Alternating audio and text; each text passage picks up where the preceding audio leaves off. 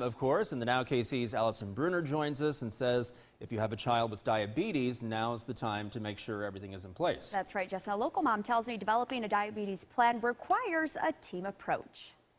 My daughter Grace was diagnosed with diabetes 10 years ago. I've been taking care of Grace for quite a while, and she does an amazing job. Laura Chisholm has learned that diabetes management at school varies. When Grace was in elementary school, I had to take a much more active role in getting ready for back to school. I would go meet with the school nurse and meet with her teachers and give them a medical plan. As Grace got older, she was taught responsibility. Empower your child to take on as much responsibility as possible at an early age, because this is a disease that they're going to have to manage and live with for the rest of their lives. Because of this and a relationship with her doctor, Grace's life is no different than any other teen.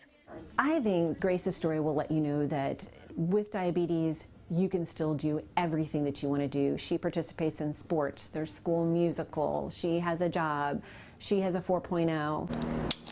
Along your journey with diabetes, you can't rule out a few challenges. When a substitute teacher was there, what was going to be the plan that day? Maybe their pump site comes off.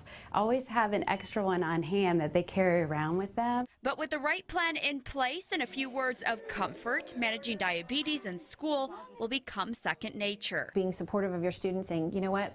There's tons of other kids out there with diabetes going to school. You're going to do awesome. Back to school time is a busy, crazy time for everybody, but it's very manageable with diabetes as long as you're well prepared and have a good plan in place.